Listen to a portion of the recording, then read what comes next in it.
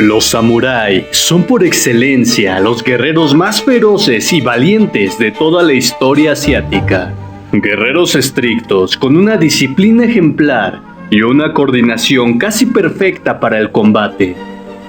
Existen cientos de historias que narran cómo estos guerreros participaron y ganaron sanguinarios combates, pero ¿cómo reaccionarías si te cuento que alguna vez un grupo de estos guerreros luchó contra guerreros originarios de lo que ahora conocemos como México? Así es, quizá parezca una escena de una película de ficción, pero fue real. Guerreros samuráis se enfrentaron cara a cara con los guerreros tlaxcaltecas más feroces de aquella época. Presta mucha atención, ya que estoy por contarte una parte de la historia de nuestro país que no te cuentan en los libros de historia y que gracias a documentos existentes podemos confirmar que es 100% real. Esto es Tlaxcaltecas contra Samurái, bajo la luz de la luna.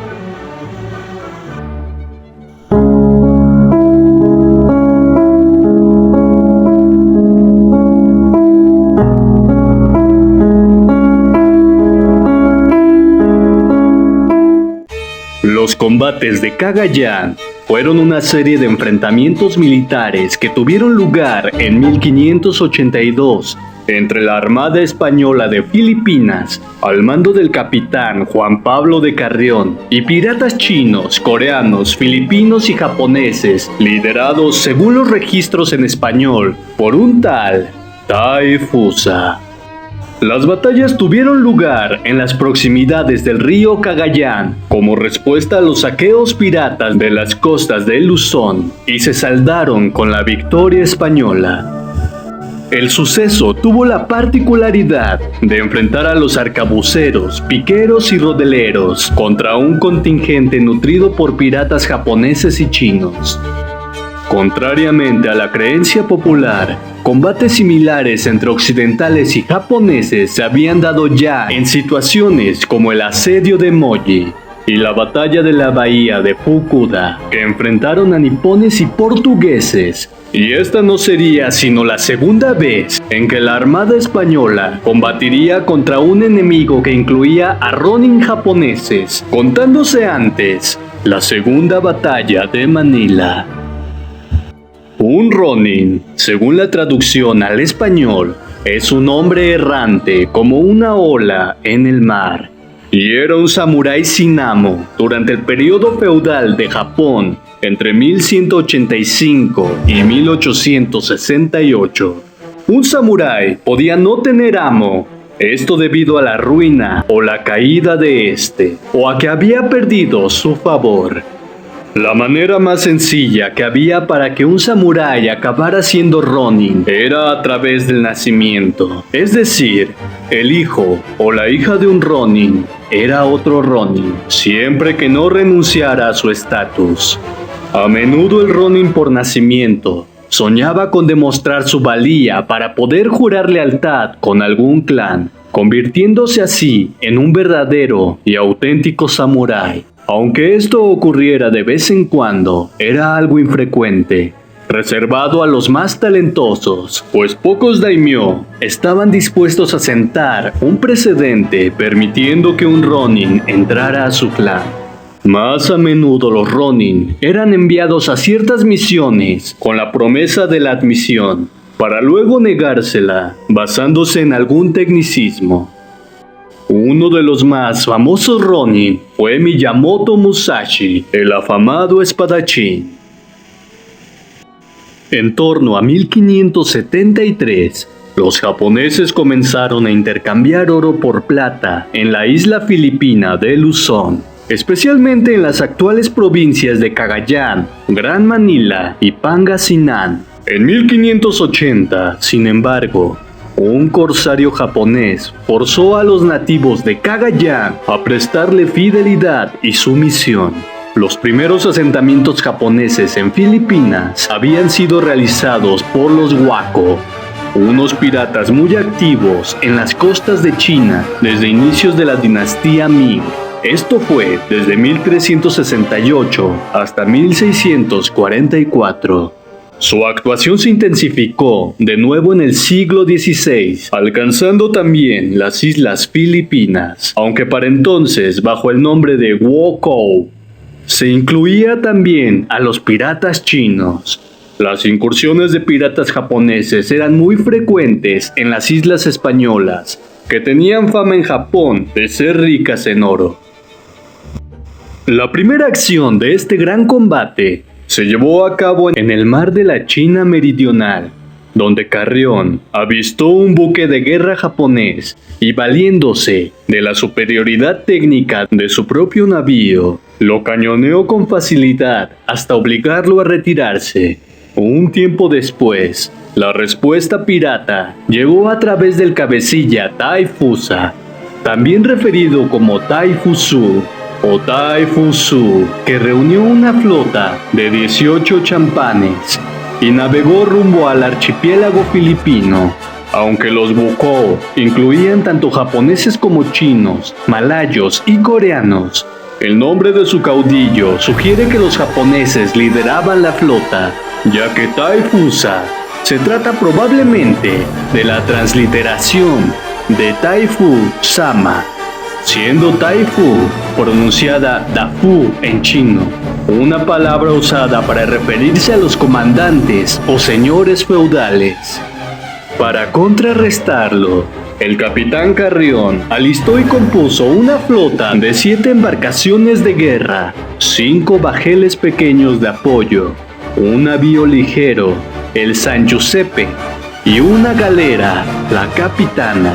A bordo de las naves, aparte de los tripulantes, iban 40 soldados, pero no pertenecían a los tercios, y no más de 5 o 6 habían luchado en Europa, pues la mayoría de ellos eran españoles nacidos en la Nueva España, lo que hoy conocemos como México. Entre ellos se podía contar con unos pocos oficiales españoles. Del resto de la tropa se dice que había soldados de los tercios y unos pocos guerreros indígenas tlaxcaltecas, y plenamente integrados en el ejército español a la par de los ibéricos y novohispanos, pues estos ya habrían participado en varias de las primeras exploraciones en el Pacífico y algunas de las guerras en la región. Todo el armamento que llevaban era europeo, con las armas y defensas de un soldado común. Todos conocían de memoria y practicaban con soltura las tácticas habituales de las formaciones españolas. Solo aquellos guerreros tlaxcaltecas portaban únicamente sus ropas habituales y aquella arma ya famosa en sus batallas. La flotilla sería asimismo nutrida de reclutas de las tribus tagales, pampangas y bisayas. Al pasar por el cabo de la isla, la flota avistó un gran junco japonés que acababa de arrasar la costa y saquear a los habitantes. La galera capitana se adelantó entonces para interceptarlo, a pesar de que el barco japonés era de mayor tamaño y cargaba más combatientes. Tras alcanzar al junco, la capitana lanzó unas ráfagas de artillería que causaron los primeros muertos y heridos, y a continuación se enganchó al barco nipón para iniciar un abordaje, dirigido personalmente por el propio Carrión. Sin embargo, debido a que los piratas eran superiores en número y contaban no solo con armas blancas, sino también con sus propios arcabuces, los abordados consiguieron detener el avance de los españoles y así repeler el asalto. La situación se torció para la armada, al punto de que los españoles debieron retroceder y los piratas realizaron su propio abordaje a la cubierta de la galera. Con el objetivo de recuperar la iniciativa, los soldados de Carrión establecieron una posición defensiva en la popa y formaron una barrera con los piqueros delante y arcabuceros y mosqueteros detrás. Carrión cortó entonces la driza de la vela mayor, que cayó atravesada sobre los combés, creando una trinchera adicional tras la que se resguardaron. Les ayudó en este propósito no solo su formación y su maestría con las armas de fuego, sino también la mayor robustez de sus armaduras en comparación con la de sus adversarios. De cualquier modo, esta posición les sirvió finalmente para restablecer las fuerzas y recuperar el terreno mediante descargas de arcabucería y cargas cuerpo a cuerpo, volviendo a hacer recular a los piratas en dirección al Junco. Coincidiendo con este contraataque, llegó el San Giuseppe, que disparó contra el barco japonés y acabó con los tiradores que aún hostigaban a la capitana. Al comprender que la batalla estaba perdida, los piratas abandonaron los navíos y saltaron al agua para intentar llegar nadando a la costa, con el resultado de que muchos se ahogaron por culpa de sus grandes armaduras, que no por ser más ligeras eran menos farragosas para nadar. Los españoles contaban también con las primeras bajas, entre ellas el capitán de la galera, Pedro Lucas.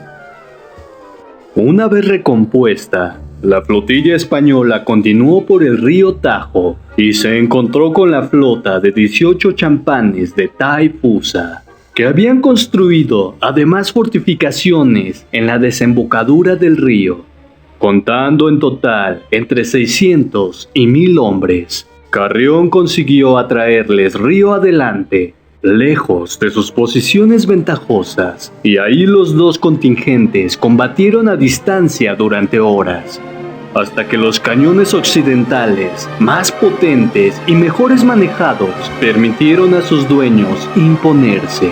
Se estima que cerca de 200 japoneses resultaron muertos o heridos en el intercambio.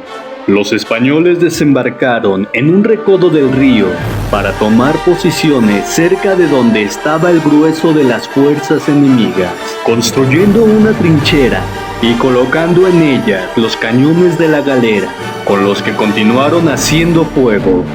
Viéndose superados estratégicamente, los Wokou decidieron negociar una rendición, pero Carrión se negó y les ordenó marcharse de Luzón. Los piratas respondieron entonces pidiendo una indemnización en oro por las pérdidas que sufrirían si se marchaban, a lo que siguió una nueva y rotunda negativa de Carrión.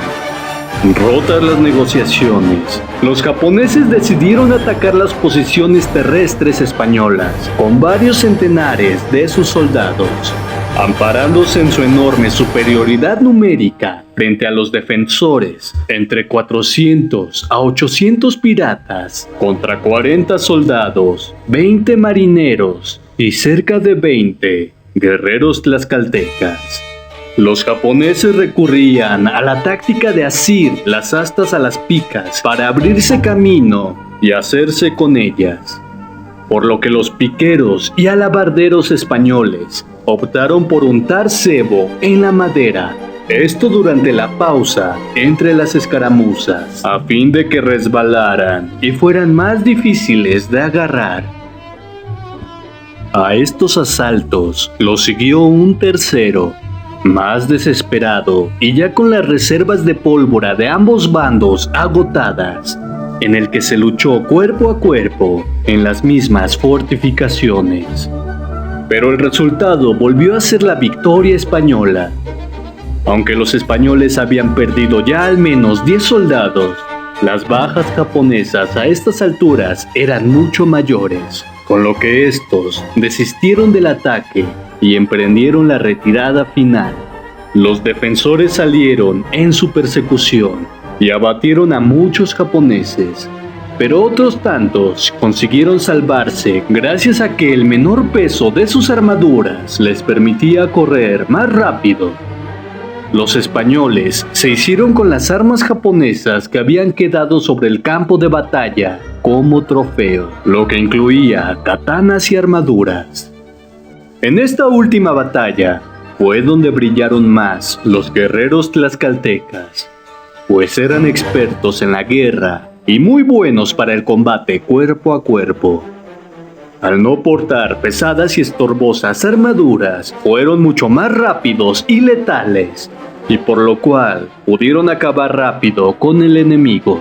Testimonios de los propios españoles narran que estos guerreros tlaxcaltecas parecían demonios, que hacían correr y gritar de horror a unos de los guerreros más feroces de la historia mundial, los samurái. Quizá en el primer ataque no pudieron hacer mucho en los barcos o contra la artillería, pero ya a la hora del combate cuerpo a cuerpo, fueron un elemento muy importante sin el cual difícilmente no hubiesen podido ganar. Se estima que por cada tlaxcalteca había alrededor de 10 samuráis o guerreros ronin, equipados con filosas katanas y protegidos por las famosas armaduras. Pero nunca habían combatido contra guerreros tlaxcaltecas, guerreros que no tenían armaduras o armas de acero, pero que tampoco tenían miedo a la muerte. Guerreros que simplemente, con su macahuitl, acabaron con toda una flota de piratas y samuráis. Sé que esta historia no tiene mucho que ver con el terror o la demonología a la que están acostumbrados en este canal.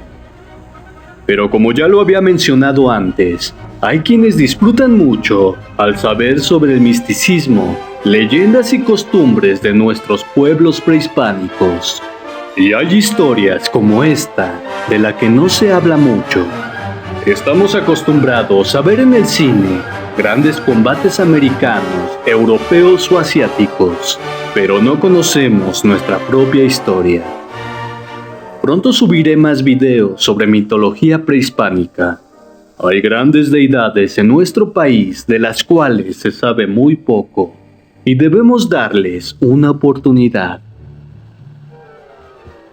Si el video te gustó, deja tu like, suscríbete al canal si aún no lo has hecho, deja activa la campana de notificaciones para que YouTube te notifique cada vez que se suba un video nuevo.